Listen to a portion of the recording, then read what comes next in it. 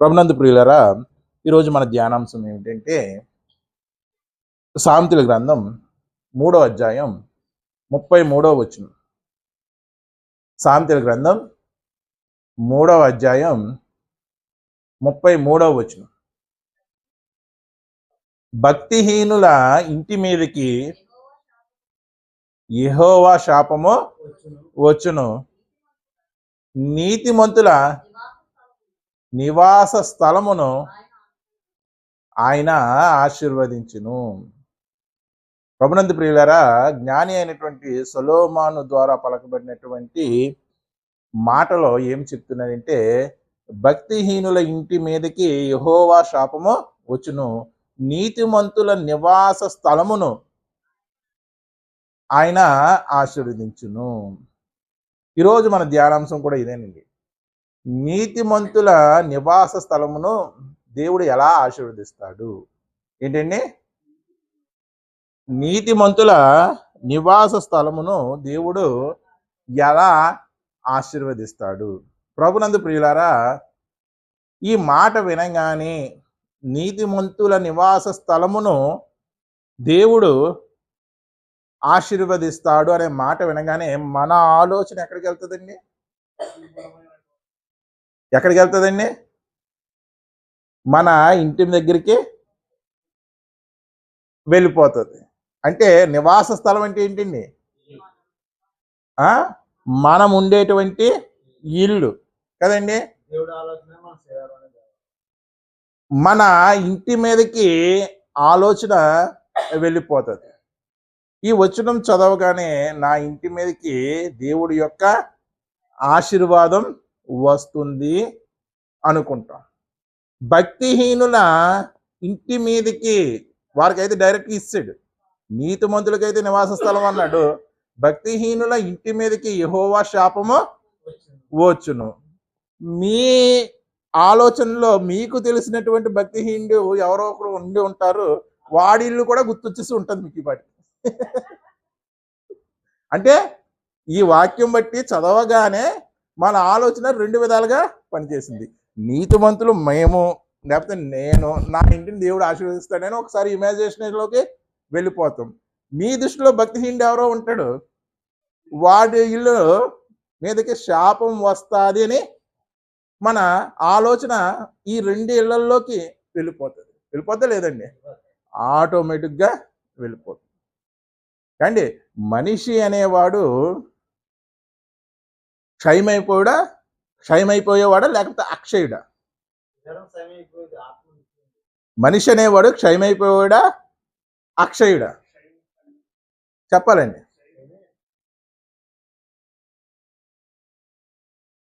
మనిషి అనేవాడు అక్షయుడండి. క్షయమైపోయేవాడు కానే కాదు కదండి. మన ఆత్మ యుగ యుగాలు ఉంటుందా లేదా? అయితే ఏమవుతుందో మనం అక్షయులమే. ఈ శరీరం మాత్రం ఏమవుతుంది? నశించిపోతుంది అంతే. కానీ మనిషి అని నిన్ను అంటున్నారంటే నీలో ఉన్న ఆత్మను బట్టి అంటున్నారు.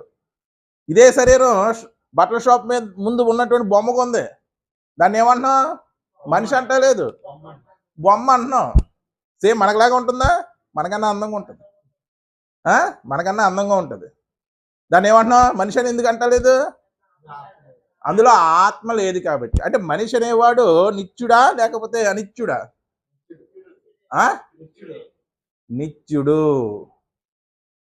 మరి దేవుడు చూడండి, నీతిమంతుల నివాస స్థలమును ఆశీర్వదిస్తానంటున్నాడు. అంటే మన నివాస స్థలం ఎప్పటికీ అలాగే ఉండిపోతుందండి, ఎవర్ లాస్టింగ్. చెప్పాలండి, మన నివాస స్థలము మనం అనుకుంటున్నటువంటి ఈ ఇల్లు ఎల్లప్పుడు ఉంటుందండి.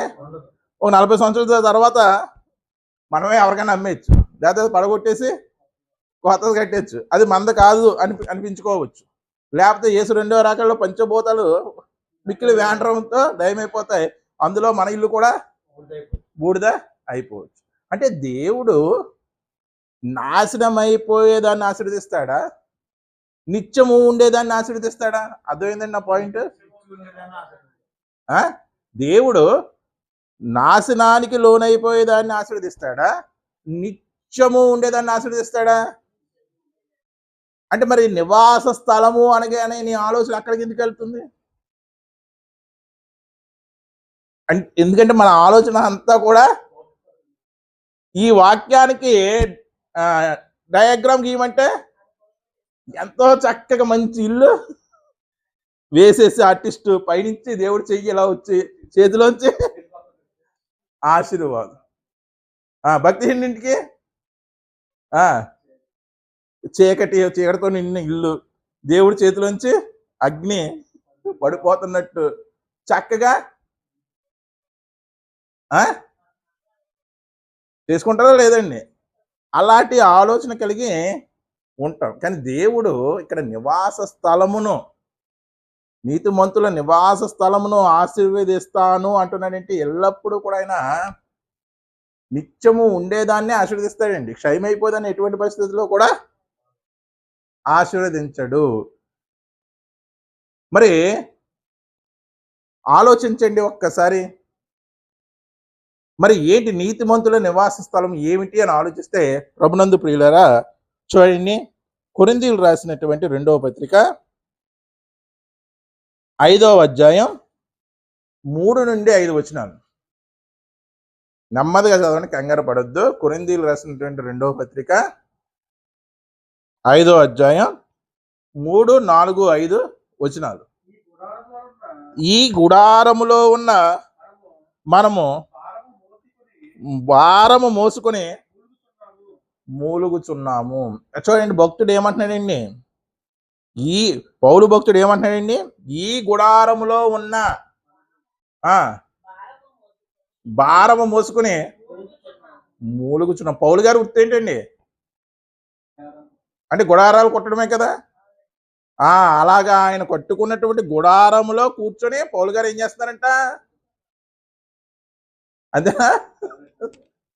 మరి అక్కడ చెప్పబడినటువంటి గుడారం ఏంటి? మిమ్మల్ని ఒప్పించచ్చో లేదా? పౌలు గారు వృత్తి ఏంటి? గుడారాలు కొట్టడం, డేరాలు కొట్టడం. ఆయన గుడారంలో కూర్చొని ఆయనే మూలుగుచున్నాడని వాక్య ప్రకారం రాంగ్ టర్న్ చేయొచ్చా లేదా? మీకంటే ఇది తెలిసింది కాబట్టి మీరు చెప్పారు. మరి తెలియలేని వాళ్ళ పరిస్థితి ఏమనుకుంటారు? పౌలు గారి వృత్తి సెట్ అయిపోయింది, అక్కడ మాట సెట్ అయిపోయింది, నిజమే అనుకుంటారు. కానీ ఇక్కడ పౌలు చెప్తున్నటువంటి గుడారం ఏంటండి? ఇదిగో ఇప్పుడు సహోదరుడు రొంపజేసి మూలుగుతున్నాడు. తన గుడారంలో ఏం చేస్తున్నాడు? మూలుగుతున్నాడు. పౌలు గారు కూడా చూడండి, ఈ గుడారంలో మనం భారము మోసుకొని మూలుగుచున్నాము. ఏ భారం అంటే ఇదిగో సువార్త భారము మోసుకుని, ఎప్పుడు క్రీస్తు వారి 2వ రాక, ఎప్పుడు నేను పరమునకు చేరినది అనే భారము కలిగి, సువార్త భారం కలిగి మూలుగుచున్నాము. ఇది తీసివేయవలనని కాదు గాని మర్త్యమైనది జీవము చేత, చూడండి అక్కడ ఆగండి. ఇది తీసివేయవలననే కాదు, ఈ గుడారం తీసివేయాలని కాదు, కానీ మర్త్యమైనది అంటే నాశనానికి లోనైపోయేది, క్షయమైపోయింది. మర్త్యమైనది జీవము చేత మింగివేయబడినట్లు ఆ నివాసమును దీనిపైన ధరింపగోరుచున్నాము. అంటే ఇక్కడ చూడండి, 2 నివాసాల గురించి చెప్తున్నట్టు అర్థమవుతుంది. చూసారా? మీరు జాగ్రత్త చూడండి, కంగారు ఏమి లేదు. చూడండి, ఇది తీసివేయవలసి కాదు అంటే ఏదైతే ముందు గుడారం అని చెప్పాడో శరీరాన్ని, అది తీసివేయాలని కాదు. మర్త్యమైనది, నాశనానికి లోనైపోయేటువంటి ఈ శరీరం నాశనానికి లోనైపోతుందా అంటే అది కూడా మనం పూర్తిగా చెప్పలేమండి. ఎందుకు చెప్పలేము అని అంటున్నానంటే లాస్ట్లో తెలుస్తుంది. అర్థమైందండి? చూడండి, మర్త్యమైనది జీవము చేత మింగివేయబడినట్లు, మళ్ళీ ఏంటండి? ఆ నివాసమును, అదిగోండి ఇక్కడ 2వ నివాసం గురించి చెప్తున్నాడు. అది కూడా దేని మీద ధరించుకోవాలనుకుంటున్నాడట? ఆ?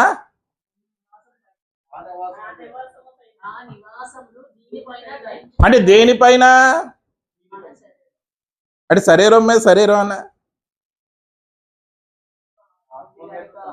ఆత్మ మీద మరొక నివాసమును ధరించని అని కోరుచున్నాము. అంటే ఇక్కడ మనకి కాదండి, ఇవన్నీ రెండిటి గురించి చెబుతున్నాడు. 2 గుడారాలు ఉన్నాయి, 2 శరీరాలు ఉన్నాయి, 2 నివాసాలు ఉన్నాయి అంటున్నాడు. చూడండి 3వ వచనం. దీని నిమిత్తం మనల్ని సిద్ధపరిచిన వాడు దేవుడే, ఇలాగా క్షయమైపోయేటంటి విడిచిపెట్టి అక్షయమైనది ధరించుకొనుటకు మన ఆత్మను సిద్ధపరిచేది ఎవరంటండి? అర్థమైందండి నేను చెప్పింది మీకు? అర్థమైందండి? దేవుడే. మరియు ఆయన తన ఆత్మను సంచకరువును మనకు అనుగ్రహించి ఉన్నాడు. అంటే ఈ వాక్య భాగం ప్రకారము మన నివాస స్థలము ఏదని తెలుస్తుంది? మన శరీరమే మన నివాస స్థలము కదండి. మీ దేహము దేవునికి ఆలయమై ఉన్నది, దేవుని ఆత్మ మీలో నివసిస్తుందని మీరు ఎరుగరా? మరొక రెఫరెన్స్ చూద్దాం. చూడండి, పేతురు రాసినటువంటి 2వ పత్రిక 1వ అధ్యాయం 13-14 వచనాలండి. మరియు మన ప్రభువైన యేసుక్రీస్తు నాకు సూచించిన ప్రకారము, ఇదిగో పేతురు గారికి కూడా ఏముందంటండి, మరి ఆయన చేపలు పట్టేవాడు కదా. 2వ పేతురు 1వ అధ్యాయం 13-14 తీసారండి. మరి పేతురు గారు చేపలు పట్టేవాడు కదా వృత్తిరీత్యా, మరి ఈయనకి గుడారం ఉందా? పౌలు గారు అంటే డేరాలు కుట్టేవాడు కాబట్టి ఆయనకి గుడారం ఉంది. పౌలు గారు అదే పేతురు గారికి ఈయనకి కూడా గుడారం ఉందంట. ఏమంటున్నాడు? మరియు మన ప్రభు అయిన యేసుక్రీస్తు నాకు సూచించిన ప్రకారము నా గుడారంను త్వరగా విడిచిపెట్టవలసి వచ్చినని ఎరిగి నేను ఈ గుడారములో ఉన్నంత కాలము ఈ సంగతులను జ్ఞాపకము చేసి మిమ్మును రేపుట న్యాయమని. అంటే ఏమంటున్నాడండి? నేను ఇప్పటికన్నా ఈ శరీరాన్ని ఖాళీ చేశాను అంటే పేతురు గారు అంటున్నారు. అంటే పేతురు గారు ఎవరు? ఒక ఆత్మ. ఈ శరీరాన్ని గుడారాన్ని ఎప్పటికన్నా వదిలేయాలి అని నాకు ప్రభు ద్వారా సూచించబడిన వాడై నేను ఉన్నంత కాలము ఏం చేస్తానంటే మిమ్మల్ని సువార్త ద్వారా రేపుచున్నాను, సువార్త ద్వారా మిమ్మల్ని రేపుచున్నాను అంటున్నాడు. అంటే మనకి అర్థమవుతుంది ఏంటండి? అంటే మన ఆత్మ నివసించే స్థలమే గుడారముగా చెప్పబడింది. మన ఆత్మ నివసించే స్థలమే ఈ శరీరము. హెబ్రీ పత్రిక 3వ అధ్యాయం 6వ వచనం.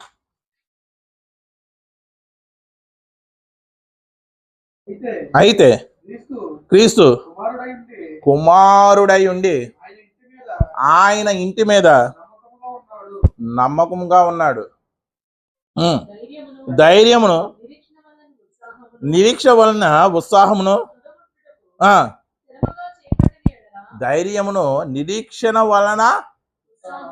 ఏంటి మన నిరీక్షణ? ఇంకా మొదటి రాకడ గురించే పండగ చేసుకుంటున్నాం, కానీ గ్రంథం ఏం చెప్తుంది? 2వ రాకడ గురించి నిరీక్షణ గురించి మీకు ఏముండాలి? ఉత్సాహం ఉండాలంటండి. ఆ ఉత్సాహం ఉండి ఎప్పుడన్నా ఉత్సవం చేశారండి? ఆ ఉత్సాహం కలిగి ఎప్పుడన్నా ఉత్సవం చేశారా? లేదు. నిరీక్షణ గురించినటువంటి ఉత్సాహం వచ్చేస్తున్నాడు అనే యాంగ్జైటీ ఉందండి. ఏదైనా సినిమా రిలీజ్ అయితే ఇంకెన్ని రోజులు, ఫైనల్ మ్యాచ్ అయితే ఇంకెన్ని రోజులు, 72 గంటలు, 24 గంటలు, 5 గంటలు అవును కౌంటింగ్ అయిపోతుంది. మరి యేసుక్రీస్తు వారి వస్తున్నారు అనే ఆ నిరీక్షణ అంత యాంగ్జైటీగా అంత ఉత్సుకత ఉందండి మనకి. అసలు వస్తారు అన్న మాటే మర్చిపోయాం. వారానికి ఒకసారి గుర్తుకొస్తుందండి యేసు త్వరగా రాబోతున్నాడని. చెప్పండి కనీసం రాదు. ఎప్పుడన్నా వాక్యంలో వస్తే అప్పటికి గుర్తుకు వస్తుంది. ఏముండాలంట? ఉత్సాహం ఉండాలంట. తుదముట్టుకు స్థిరముగా చేపట్టిన ఎడల మనమే ఆయన ఇల్లు. ఏ ఉత్సాహము ఉత్సవంగా నువ్వు చేపట్టాలి, ఏ ఉత్సాహము పండుగగా నువ్వు ఆచరించాలంటే ఆయన వచ్చేస్తున్నాడు అని ఉత్సాహం నువ్వు కలిగి ఉండిన ఎడల ఎవరు అంత ఉత్సాహంగా ఉంటారండి? చెప్పాలి. కరెక్టే. ఎవరు అంత ఉత్సాహంగా ఉంటారు? సిద్ధపడిన వారు. అంతేనండి. పరీక్షలు వచ్చేస్తున్నాయి, ఎప్పుడు వచ్చేస్తే బాగుండు అని ఎవరు బాగా చదివినాడు. పోస్ట్ పోన్ అవుతే బాగుండు, మళ్ళీ కరోనా వస్తే బాగుండు, మళ్ళీ ఫ్లడ్స్ వస్తే బాగుండు అని ఎవడు అనుకుంటాడు? అంటే ఇప్పుడు ఉత్సాహం కలిగిన వారు ఎక్కువ, లేకపోతే కలగకుండా ఉన్నవారు ఎక్కువ? కలగకుండా ఉన్నవారే ఎక్కువ. అందుకే దాన్ని చివరి వరకు కూడా స్థిరముగా చేపట్టిన ఎడలా మనం దేవునికి ఎప్పుడు ఇల్లుగా మా నివాస స్థలముగా మారతామంటే క్రీస్తు రెండవ రాకడ గురించి ఉత్సాహం కలిగి ఉండాలి మనం. అంటే అర్థం ఏంటి? పాటల్లో పాడడం కాదు, యేసు రాజుగా వచ్చుతున్నాడు లేకపోతే రెండో రాకడలో వస్తున్నాడు అని పాటలు ఉన్నాయా లేదా? ఉన్నాయా లేదా? వాటిల్లో పాడడం కాదు, మనం వాక్యము వలన, వాక్యము ద్వారా, వాక్యము చేత సిద్ధపడాలి. అటువంటి ఉత్సాహంతో నువ్వు ప్రిపేర్ అయ్యుంటే, సన్నద్ధుడు అయ్యుంటే అప్పుడు మనము ఆయన ఇల్లు అవుతామంటే. ఆయన ఇల్లు అంటే ఆషామాష అండి. మోషే చూసాడా భౌతికపరమైనటువంటి కానాను గురించి? ఇప్పుడు వచ్చేద్ది యాంగ్జైటీగా చూసాడా లేదా? నిరీక్షించాడా లేదా? యెహోషువ నిరీక్షించి ఉంటాడా లేదా? కాలేబు నిరీక్షించి ఉంటాడా లేదా? కానాను ఎప్పుడు వచ్చేస్తుంది, దగ్గరికి వస్తుంది అని ఉత్సాహం వాళ్ళల్లో వెల్లివిరిసింది అంటారా లేదా? వెల్లివిరిసింది. మరి రెండో రాకడకు సంబంధించినటువంటి ఉత్సాహం మనకి ఎందుకు వెల్లివిరవడం లేదు? అంటే ఆయన ఇల్లు మనం కాదు మాట. నిరీక్షణ అనే ఉత్సాహం మనలో లేదంటే మనకి ఏముంది? ఇప్పుడు క్రిస్మస్ అనే ఉత్సాహం ఉంది. ఎప్పటి వరకు ఉంటుంది? ఇంచుమించు జనవరి 15 వరకు కూడా ఆ ఉత్సాహం ఉంటుంది. మరి జననానికి సంబంధించిన ఉత్సాహం కలిగి ఉంటే మన దేవుడి ఇల్లు అవుతామని చెప్తుందా? ఆయన రెండవ రాకడ గురించినటువంటి నిరీక్షణ కలిగినటువంటి ఉత్సాహమును కలిగి ఉంటే మన దేవుని ఇల్లు అవుతామా? చదవండి ఒకసారి మళ్ళీ చూడండి. అయితే క్రీస్తు కుమారుడై ఉండి ఆయన ఇంటి మీద నమ్మకంగా ఉన్నాడు. ధైర్యమును, నిరీక్షణ వలన ఉత్సాహమును, అంటే చనిపోయేంత వరకు స్థిరముగా చేపట్టిన ఎడల, చేపట్టకపోతే మరి ఎవరిల్లో? మరొకడు ఉన్నాడు, వాడి ఇల్లుగా మారిపోతాము. అంటే మన ఆత్మ దేనిలో అయితే నివసిస్తుందో, ఏ గుడారం అయితే నివసిస్తుందో ఆ గుడారాన్నే మనం ఏమంటున్నాం? శరీరం అంటున్నాం. ఆ శరీరము మనకు నివాస స్థలముతో పాటు మరొకరికి నివాస స్థలం. ఎవరికి? సర్వోన్నతుడైనటువంటి దేవునికి కూడా నివాస స్థలము. చెప్తానండి, అది కూడా ఒక సబ్జెక్ట్గా చెప్తాను. అంటే చూడండి, ఇప్పుడు నీతిమంతుల నివాస స్థలమును యెహోవా ఏం చేస్తాడంట? ఆశీర్వదిస్తాడంట. అంటే దేనిని ఆశీర్వదిస్తాడు? శరీరాన్ని దేవుడు ఏం చేస్తాడు? ఆశీర్వదిస్తాడు. శరీరాన్ని ఆశీర్వదించవలసినటువంటి అవసరం ఏముందండి? నీ శరీరమే నీకు శత్రువు అని చెప్తున్నాం కదా. నువ్వు చెయ్యవలసింది చెయ్యకుండా చెయ్యకూడదు చేస్తున్నావంటే అది నేను కాదు, ఈ శరీరం అనే పౌలు చెప్పాడా లేదా? మరి అలాంటి చావుకు లోనైపోయేటువంటి శరీరాన్ని, మనల్ని పాపానికి ఈడ్చుకుపోయేటువంటి శరీరాన్ని దేవుడు ఆశీర్వదించవలసినటువంటి అవసరం ఏముంది? నీతిమంతుల నివాస స్థలమును దేవుడు ఆశీర్వదించును అంటే అది కేవలం నివాస స్థలం మాత్రమే కాదని తెలుసుకున్నాం, అంతే కదండి. ఎందుకంటే మన నివాస స్థలంలో ఎప్పుడో క్షయమైపోయి ఎప్పుడుకైనా క్షయమైపోతాయి కదండి. అంటే క్షయమైపోయేదాన్ని దేవుడు ఆశీర్వదించడు, క్షయమైపోయేదాన్ని దేవుడు ఆశీర్వదించడు. మరి దేన్ని ఆశీర్వదిస్తాడంటే క్షయము కాని నిన్ను ఆశీర్వదిస్తాడు, క్షయము కాని నీ శరీరాన్ని ఆశీర్వదిస్తాడు. శరీరాన్ని ఎందుకు ఆశీర్వదించాలి? ఎందుకు ఆశీర్వదించాలంటే గలతీయులకు రాసినటువంటి పత్రిక 5వ అధ్యాయం 17వ వచనం.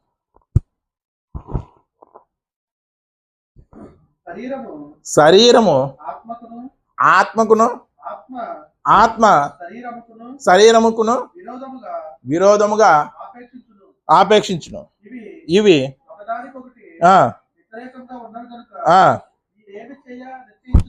మీరు ఏమి చేయ నిశ్చయించుదురో వాటిని చెయ్యకుందురు. మనకు బాగా తెలిసింది, శరీరం ఆత్మకు, ఆత్మ శరీరానికి వ్యతిరేకంగా పనిచేస్తున్నాయి. కాబట్టి మీరు అంటే అక్కడ ఏంటి?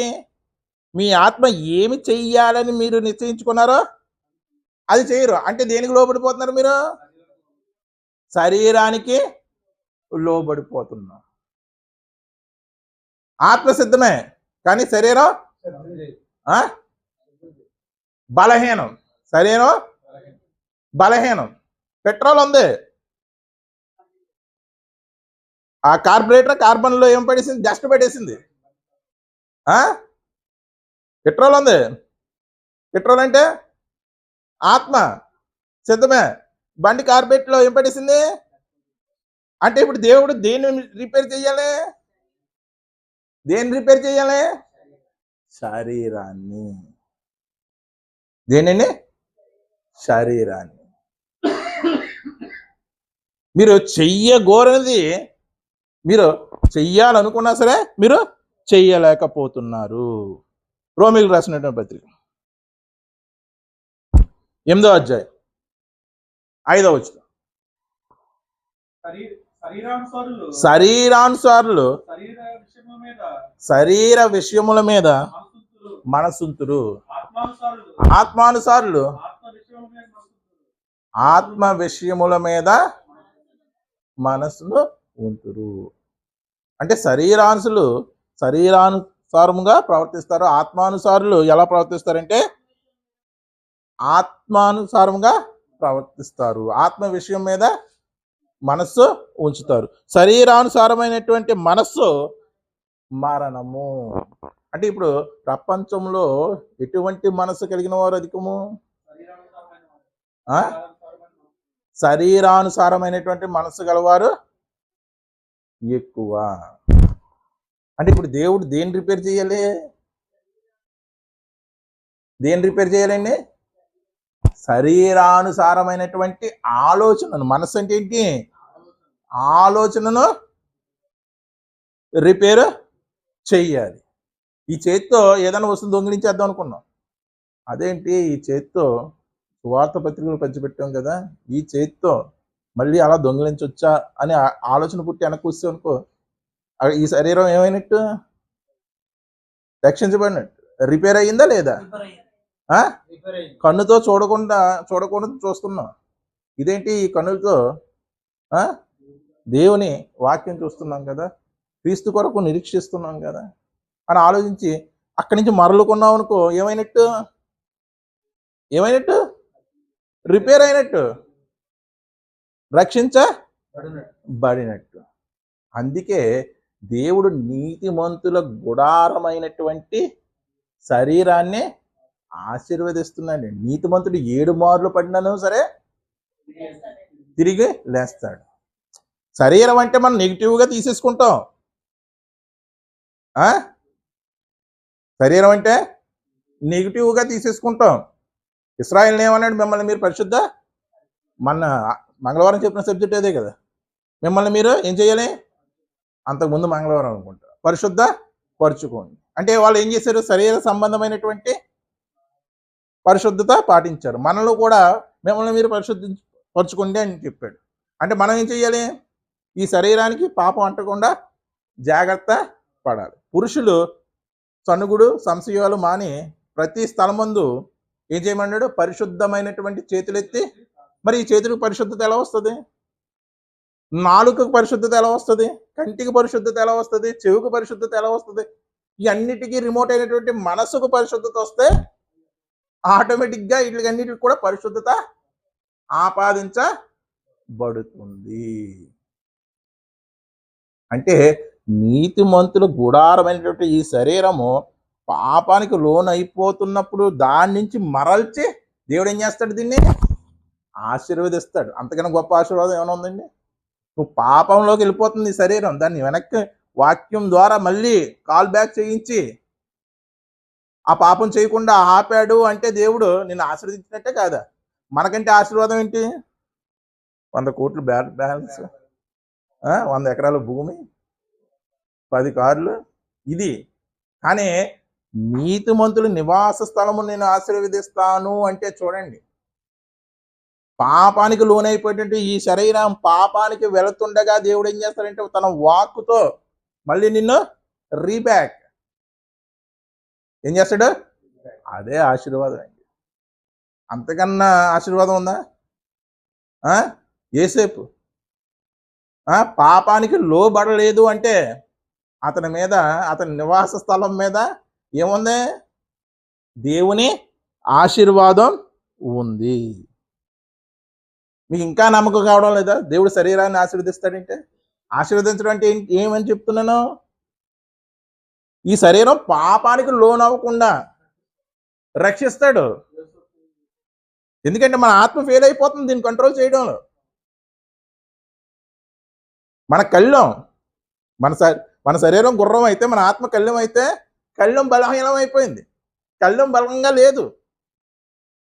అప్పుడు ఈ శరీరాన్ని ఎవరు కంట్రోల్ చేస్తారంటే ఆత్మ, దేవుని ఆత్మ. అంటే దేవుని ఆత్మ, పరిశుద్ధాత్మ ఈ శరీరాన్ని కంట్రోల్ చేస్తుందంటే దేవుడు కంట్రోల్ చేసినట్టే కదా. పరిశుద్ధాత్మ ప్రేరేపణతో నిన్ను పాపం చేయకుండా ఆపి ఆయన నిన్ను ఆశీర్వదిస్తాడు. అంటే పాపము చెయ్యకుండా ఈ శరీరాన్ని ఏం చేయాలంటే సిద్ధపరచాలి రెండవ రాకడికి. రోమిలకు రాసినటువంటి పత్రిక 12వ అధ్యాయం 1వ వచనం. కాబట్టి సహోదరులారా, పరిశుద్ధమును దేవునికి అనుకూలమైన సజీవ యాగముగా మీ శరీరములను అంటే ఆత్మను సమర్పించమంటున్నాడా, శరీరాన్ని సమర్పించమంటున్నాడా? ఈ వచనాన్ని నేను ఇంచుమించు ఎన్నిసార్లు ఎన్ని కోణాల్లోంచి చెప్పాను. కానీ ఈ వచనంలో ఉన్న అద్భుతం ఏంటో తెలియదు. కానీ ఎన్నిసార్లు ఎన్ని కోణాల నుంచి ఆలోచించినా సరే ఏదో కోణం, కొత్త కోణం వస్తూ ఉంటుంది. చూడండి, మీ శరీరములను ఎలా సమర్పించమంటున్నాడు? సజీవ యాగం. ఇంకా బట్టి పౌలు మనం బతిమలాడేస్తున్నాడండి. కాబట్టి సహోదరులారా, పరిశుద్ధమును మనకు అనుకూలమైనట్టు కాదు, మనకు అనుకూలమైనది సమర్పించాలంటే ఏం సమర్పిస్తాం? శరీరంలో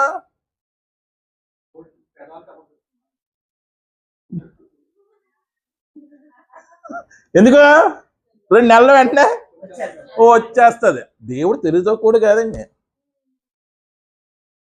దేవునికి పరిశుద్ధంగా ఉండాలి. దేవునికి నీకు అనుకూలంగా ఉంటే నువ్వు మాయలు మరాఠీవి.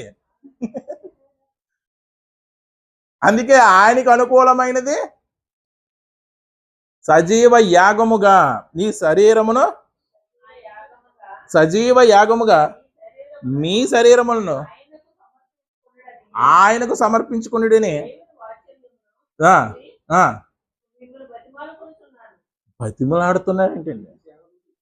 ఇట్టి సేవ మీకు యుక్తమైంది. బతిమలాడుతున్నాడంటండి. పౌలుకి బతిమలాడవలసిన అవసరం ఏంటంటే, అంటే మన శరీరములను మనం పరిశుద్ధపరుచుకోకుండా, మన శరీరాలని మనం కంట్రోల్ చేయకుండా మనం ఏం చేస్తున్నాం? భక్తి చేసేస్తున్నాం. ఒరే బాబు, అది కాదురా భక్తి. నిజమైనటువంటి సేవ ఎట్టి సేవ యుక్తమైందంటే, ఈ శరీరాన్ని పవిత్రపరుచుకొని సజీవ యాగంగా ఆయనకి సమర్పిస్తే, నా కంటితో నేను నిబంధన చేసుకున్నాను, నేను కన్యను ఎలాగా చూడగలను అన్నాడు. ఎవరో యోబు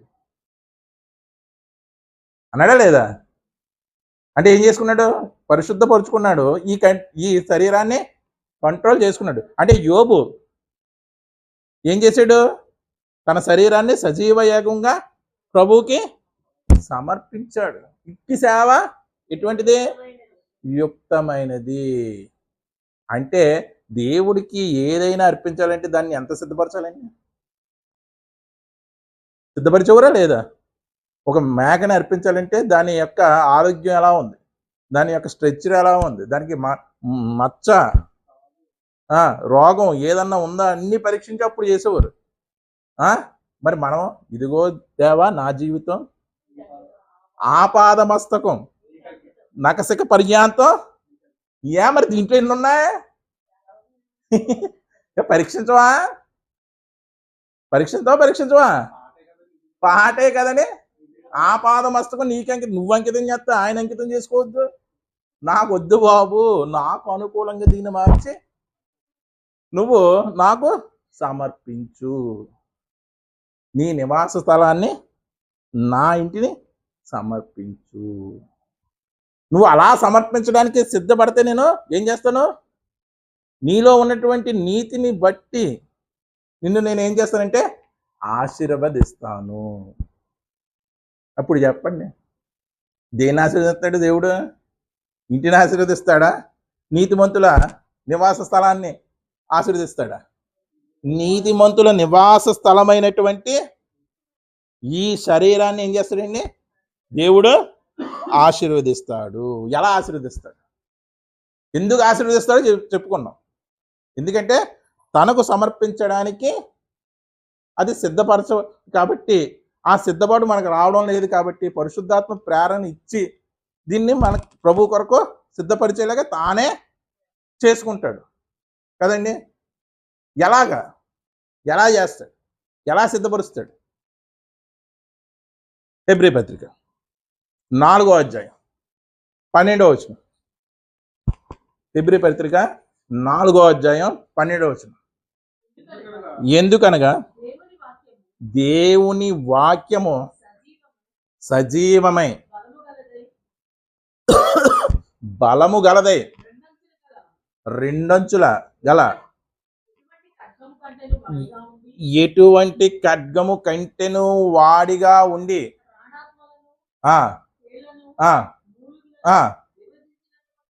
విభజించినంత మట్టుకు దేవుని వాక్యం దూరుతుందంటండి. ఎలా దూరుతుందంట చూడండి ఒక్కసారి. వీటిలోకి ప్రాణంలోకి, ఆత్మలోనికి. చూడండి, ప్రాణాన్ని చూపించగలవా నువ్వు? ఆత్మను చూపించగలవా? అంటే అదృశ్యమైనటువంటి వాటిలో దేవుని వాక్యం ఏమవుతుంది? వెళుతుంది, దూరుతుంది. కీలను చూపించగలవా? కీలనండి ఏ కీలికి ఆ కీలు ఇడిచిపడేస్తానంట. అంటే అది ఏ ప్రాణానికి ఆ ప్రాణం ఇడిచిపాడేస్తానంటాడా? ఏ ఆత్మకి ఆ ఆత్మ ఇడిచిపాడేస్తానంటాడా? అంటే ఆడికి కనపడుతుంది కాబట్టి కీళ్ళు. దాన్ని ఏమంటున్నాడు? ఏ కీళ్ళకి ఆ కాళ్ళు విడిచేస్తాను అంటున్నాడు. అంటే కీళ్ళు ఏంటి? కనపడతాయా లేదా? అంటే దేవుడి యొక్క వాక్యము అదృశ్యమైన వాటిలోనికి దృశ్యమైన వాటిలోకి కూడా వెళుతుంది. అర్థమైందండి? ప్రాణాత్మల్లోనికి కీలల్లోకి మూలుగు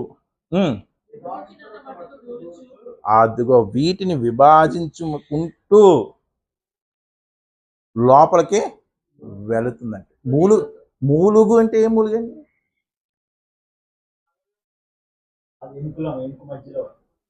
చెప్పాలండి. మూలుగు అంటే ఏ మూలుగు? మళ్ళీ ఒక్కసారి చదవండి. కీళ్ళను అంటే మనం బాధ ద్వారా వచ్చే మూలుగా, దాన్ని విభజించగలవా? కీళ్ళల్లో ఎముకల్లో ఉన్నటువంటి మూలుగును విభజించడం అంత మట్టుకు దూరుచు హృదయం యొక్క తలంపుల్లో ఆలోచనల్లో శోధించుతున్నది. అంటే కీళ్ళలోకి వెళ్ళిపోలే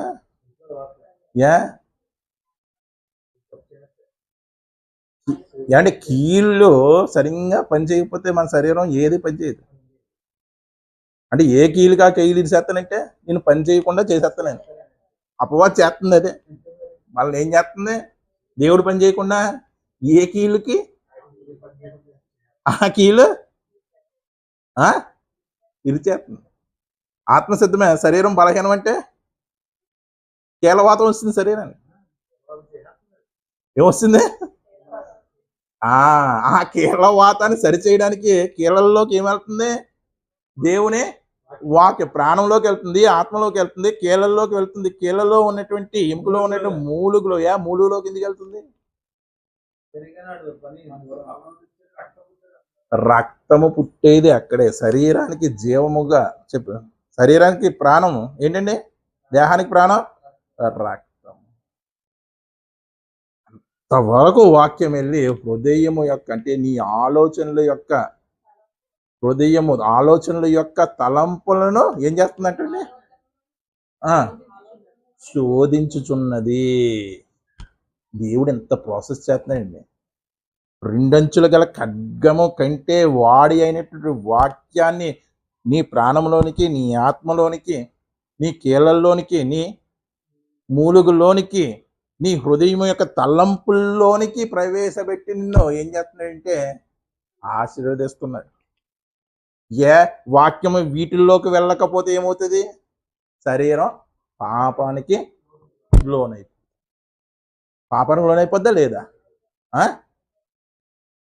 అంటే దేవుడు శరీరాన్ని ఏం చేస్తున్నాడు? తన వాక్యాన్ని క్షణక్షణం అందించి శరీరాన్ని ఏం చేస్తున్నాడు? ఆశీర్వదిస్తున్నాడు. రక్షించి ఆశీర్వదిస్తున్నాడు. నీతిమంతుల నివాస స్థలమును దేవుడు ఏం చేస్తాడు? ఇప్పుడు చెప్పండి, ఆ ఇల్లు ఆశీర్వదించడం గొప్ప, ఈ ఇల్లు వాక్యం చేత ఆశీర్వదించడం గొప్ప? మనం నీతిమంతులమైతే దేవుని వాక్యం మనలోకి జొప్పించి పాపానికి లోనవ్వకుండా ఈ శరీరాన్ని కంట్రోల్ చేసి ఆయన ఏం చేస్తున్నాడు? ఆశీర్వదిస్తాడు. మనకి మార్గదర్శకులు, ఇన్స్పిరేషన్, మోడల్స్ ఉంటారండి. ఆయన మాటలేని కానీ నేను వినకపోతే ఆ రోజు నేను వ్యర్థుడిని అయిపోదునేమో. ఆయన మాటలే కానీ నాకు చెవున పడకపోతే నేను భ్రష్టుడిని అయిపోనేమో. నా జీవితం ఈరోజు ఇలా ఉందంటే ఏది కారణం? ఆయన మాట వినడం బట్టే నా జీవితం ఇలాగా ఉంది అంటున్నామంటే, ఒక మాట, మనిషి జీవితాన్ని ఎంత ప్రభావం చేస్తుంటే ఆ మాట దేవునిదైతే ఇంకా మనిషి జీవితాన్ని ఇంకెంత ప్రభావితం చేస్తుంది? ఆయన మాట వినబట్టి నేను ఈ స్థితిలో ఉన్నానంటే ఆయన మాట నీకేంటి? ఆశీర్వాదం. అంతే కదండి. ఇప్పుడు దేవుని మాట మనకేంటి? ఇప్పుడు నీతిమంతుల నివాస స్థలం మీదకి ఎలా వస్తుంది ఆశీర్వాదం? వాక్య రూపముగా, వాక్యపు జల్లుగా వస్తుంది. అంతేగాని ఎలా చెయ్యట్టి ఆశీర్వాదం అంటే ఎలాగా నీకు వచ్చేది.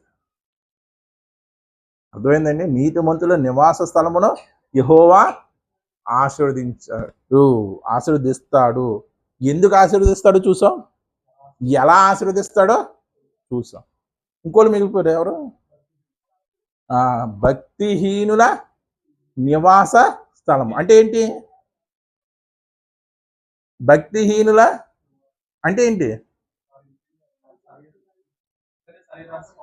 వారి ఇల్లు అనే శరీరం మీదకి ఏమొస్తుంది? శాపం వస్తుంది. అంటే మన మనసు ఎలా వెళ్ళిపోద్ది? ఆడికి రోగం వచ్చేద్ది, ఆడి కాళ్ళు చేతులు ఇరిగిపోతాయి. అంటే మరి నీతిమంతులు రోగాలు రావట్లేదా? వస్తున్నాయి. అర్థమైందండి? మనకు ఎవరికైనా ఏదైనా వస్తే ముందు ఆడు అలా చేసాడు కాబట్టి దేవుడు అదే వచ్చేద్దండి మనకి. అది చాలా తప్పండి అది. అలాగని తీర్పు తీర్చడానికి నువ్వెవడో రోమాపత్రిక 2వ అధ్యాయం 1వ వచనం. కాబట్టి తీర్పు తీర్చు మనుషుడా, వాడు ఆ పాపం చేశాడు కాబట్టి అది వచ్చేసింది అని తీర్పు తీర్చేటువంటి మనుష్యుడు చాలా మందిలో చూసానండి నేను. నువ్వు నీవెవడవైనా సరే, నువ్వు ఎంత భక్తుడు అయినా సరే నిరుత్తరుడవై ఉన్నావు అంటే సమాధానం చెప్పలేని వాడిగా ఉన్నావు. నువ్వు ఇది అది చేయడం వల్లే ఇది వచ్చేసింది అని ఎదుటి వాడికి తీర్పు తీర్చేస్తున్నావు కదా. దాని విషయంలో నీకు నువ్వు తీర్పు తీర్చుకొనుచున్నావు. ఎందుకంటే చెప్తున్నాడు ఎలాగనగా తీర్పు తీర్చు నీవును అట్టి కార్యములే చేయుచున్నావు కదా. వాడు అట్టి కార్యం చేసి శిక్ష లోనయ్యాడు అంటున్నావు. మరి నువ్వు అట్టి కార్యం చేసావు, నీ మీద శిక్ష రాలేదా? రాదనుకుంటున్నాడు. అర్థమైందండి? ఆ భావం తప్పండి. నీతిమంతులకి రోగం వస్తుంది, ఎందుకంటే ఇది మరణానికి లోగునైపోయినటువంటి శరీరం. ఈ శరీరం ఎలాగన్నా సరే మరణానికి లోను అయిపోద్దా లేదా? మరణానికి లోనైపోతుంది. అంటే మనం పాపిని చూడగానే ఏమనుకుంటాము అంటే వీడు ఆ పని చేయడం వలన ఇలా అయిపోయాడు. వాడు పాపని మనమే. ఆ నీతివంతుడైతే నీ తీర్పు ఏమైపోద్ది? ఒకవేళ పాపం చేసిన పశ్చాత్తాపడి ఉంటే నీ తీర్పు ఏమైపోద్ది? అన్యాయపు తీర్పు అయిపోద్ది. భక్తిహీనుల ఇంటి మీద అంటే భక్తిహీనుల శరీరం మీద యెహోవా శాపము వస్తుందంటండి. మరి ఏమిటి ఆ శాపం? ఏమిటి ఆ శాపం? ఆశీర్వాదం అంటే నీతిమంతుల నివాస స్థలం మీద ఆశీర్వాదం అంటే చూసాం. మరి భక్తిహీనుల శరీరము అక్కడ తీర్గిస్తాడు కదండి, ఇంటి మీద అని. భక్తిహీనుల ఇల్లు అంటే మళ్ళీ భౌతికపరమైనటువంటి ఇల్లు కాదు, వారి దేహమే. అంతే కదండి, వారి దేహమే. ఎలా శాపం వస్తుంది? చూడండి ఒకసారి.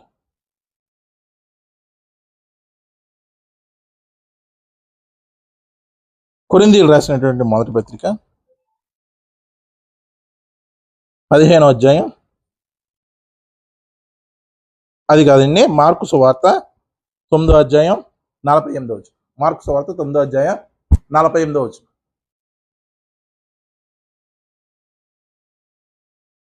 నరకమున వారి పురుగు చావదు, అగ్ని వారి పురుగు అంటే ఏంటండి? వారి పురుగు అంటే ఆత్మ అని అనుకుంటున్నాం. వారి పురుగు అంటే ఆత్మో కాదో చూద్దాం. అర్థమైందండి? నరకమున వారి పురుగు చావదు. మత్తయి సువార్త 13వ అధ్యాయం 42వ వచనం. ముగించేస్తానండి. మత్తయి సువార్త 13వ అధ్యాయం 42వ వచనం. 42 ఎక్కడ? నరకమున ఏడుపును. ఆత్మ ఏడుస్తుందండి? ములుగుతుందా? చెప్పాలండి. సరే, ఏడుపు పక్కన పెట్టి పండ్లు కొరుకుతుందా?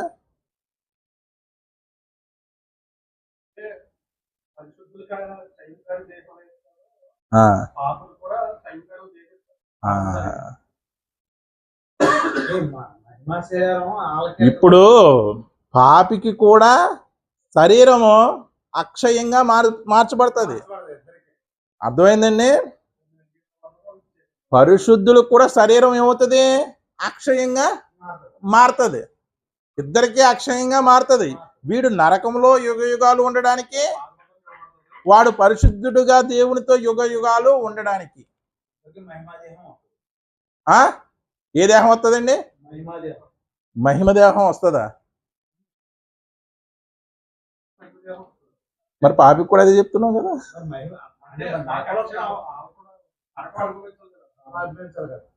వాళ్ళు మహిమ మహిమ అంటే ఏంటండి? గొప్పదే. గొప్పది. ఇది ఒకటి ఆలోచించండి. గొప్పది. ఒక్కొక్క సందర్భంలో అండి మనం మంచిని కూడా చాలా గొప్పది అంటాం, చెడ్డది కూడా చాలా గొప్పది అంటాం. యేసోపు యొక్క భక్తి చాలా గొప్పది. నరుల చెడుతనం భూమి మీద, నరుల చెడుతనం చూడండి ఒకసారి. ఎక్కడంటే ఆదికాండం 6వ అధ్యాయం 1వ వచనం అనుకుంటా.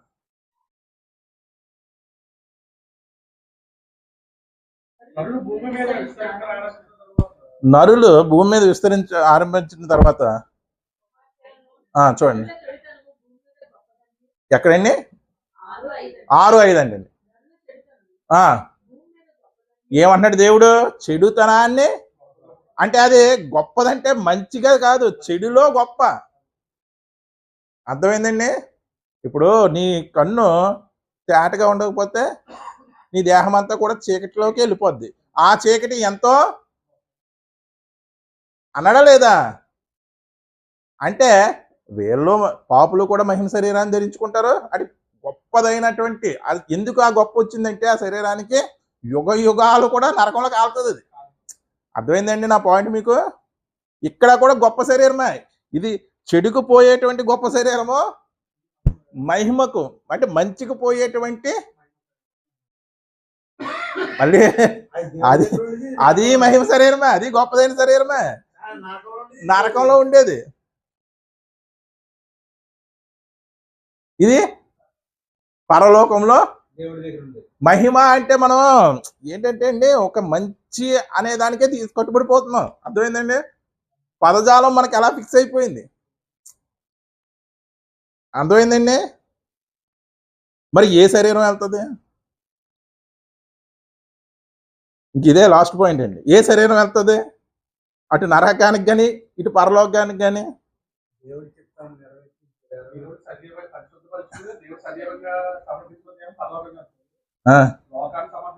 మరి శరీరం నాశనం అయిపోద్ది అంటారు. మరి శరీరం నాశనం అయిపోద్ది, భూమిలో కలిసిపోద్ది అంటారు కదా.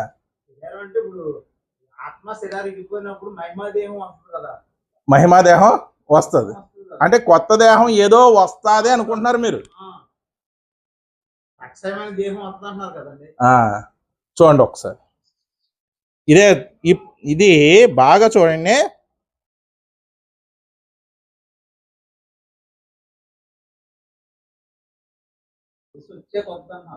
చూడండి కొరింథీయులకు రాసిన మొదటి పత్రిక 15వ అధ్యాయం 53వ వచనం. అక్కడ అండర్లైన్ కూడా చేసుకోండి మీరు. దాని ముందు నుంచి చదవండి ఒక్కసారి. 14 కొరింథీయులకు రాసినటువంటి మొదటి పత్రిక 15వ అధ్యాయం 52వ వచనం చూడండి. చూసారండి? ఒకసారి అందరిని తిరిగినామండి. ఓకే, ఇదిగో మీకు ఒక మర్మము తెలుపుచున్నాను. మనము అందరము నిద్రించము గాని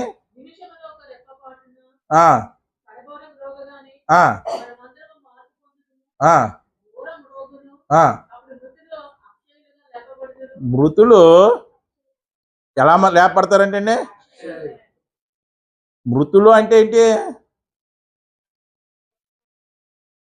అక్షయులుగా లేపబడుదురు. మనము మార్పు పొందుదాము. క్షయమైన, అక్కడ ఈ అనే దానికి అండర్లైన్ చేయండి.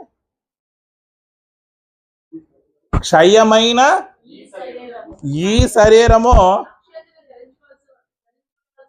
అక్షయతను అంటే ఏ శరీరం ధరించుకుంటది? ఈ శరీరమే అక్షయతను ధరించుకుంటది. అర్థమైందండి? ఈ శరీరం అక్షయ శరీరంగా మారిపోతుంది. ఎలాగా? నరకంలో శిక్షించబడ్డానికి, దేవుడితో యుగ యుగాలుగా ఉండడానికి. 2 విధాలుగా. అంటే ఈ శరీరంతో పైకి వెళ్ళిపోతే శరీరం పీస్ పీస్ అయిపోద్ది. అయిపోద్దా? అప్పుడు ఏం చేస్తున్నారు? ఈ శరీరం మీద ఇంకో శరీరాన్ని ధరించుకుంటారు. ఏంటది? స్పేస్. అప్పుడు వెళ్ళగలుగుతున్నారా లేదా? అదే క్షయమైనటువంటి ఈ శరీరము ఏం ధరించుకుంటది? ఈ శరీరము ఏం ధరించుకుంటది? మృతులు అక్షయులుగా చదివారా లేదా? అంటే మృతమైపోయినటువంటి శరీరము ఏమవుతుంది? భూమిలో పంచభూతాల్లో కలిపినటువంటి శరీరం ఏమవుతుంది? యేసు 2వ రాకడలో అక్షయతను సంతరించుకుంటుంది. అది భూమిలో కప్పిపెట్టబడిన, అగ్నిలో కాల్చిపడిపోయిన కల్పనా చావ్లా చనిపోయే స్పేస్లోనే ఒక్క చిన్న పీసు కూడా కిందకి రాలేదు.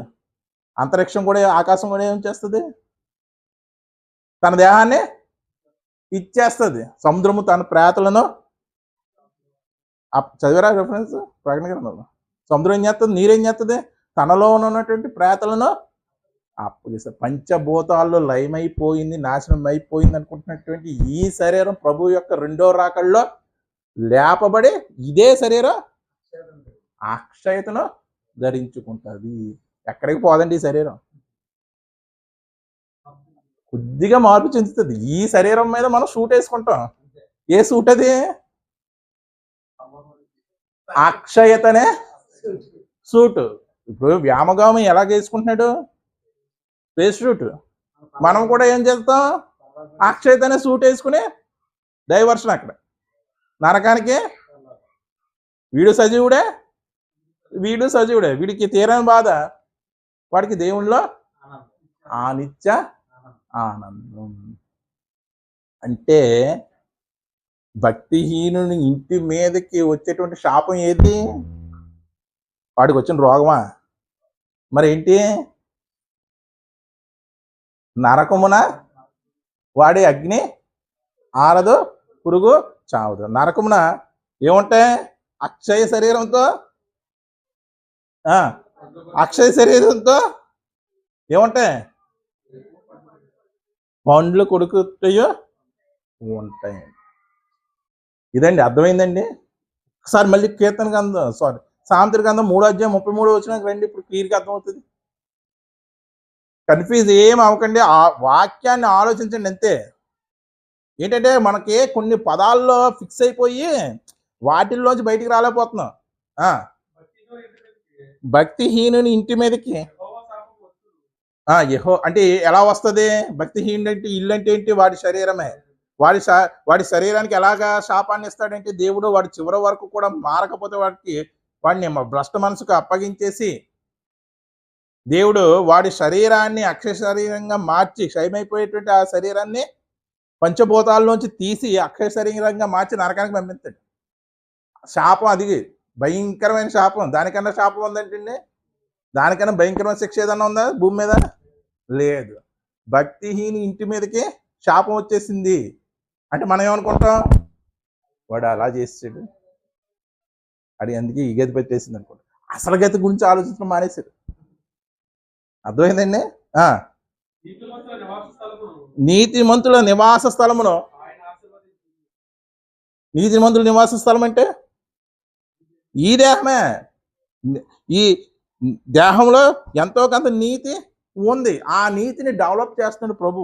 ఈ శరీరాన్ని పాపం వైపు వెళ్ళనివ్వకుండా నీలో ఉన్నటువంటి నీతిని డెవలప్ చేస్తూ దీన్ని ఆశీర్వదిస్తున్నాడు, కడుతున్నాడు వాక్యం ద్వారా ఆశీర్వదించి పంచభూతాల నుంచి ఈ శరీరాన్ని మళ్ళీ తీసి దీనికి మళ్ళీ అక్షయతనిస్తున్నాడు. ఆ అక్షయత ఎక్కడికి వెళ్తావు నువ్వు? యుగయుగములు దేవుడితో ఏం చేస్తావు? పరలోకంలో సంతోషిస్తావు. అర్థమైందండి? నీతిమంతుల నివాస స్థలమును ఎలా ఆశీర్వదిస్తాడు, భక్తిహీనుల నివాస స్థలం మీదకి వచ్చేటువంటి శాపం ఏమిటి అంటే, ఈ శరీరము నాశనం అయిపోయింది అనుకుంటాం, క్షయమైంది అనుకుంటాం. కానీ ఈ క్షయమైనటువంటి శరీరం మరలా వచ్చి ఏం చేస్తుంది? అది బాగా గుర్తుపెట్టుకోవాలండి. ఏం చేస్తుందండి? అక్షయతను ధరించుకుంటుంది.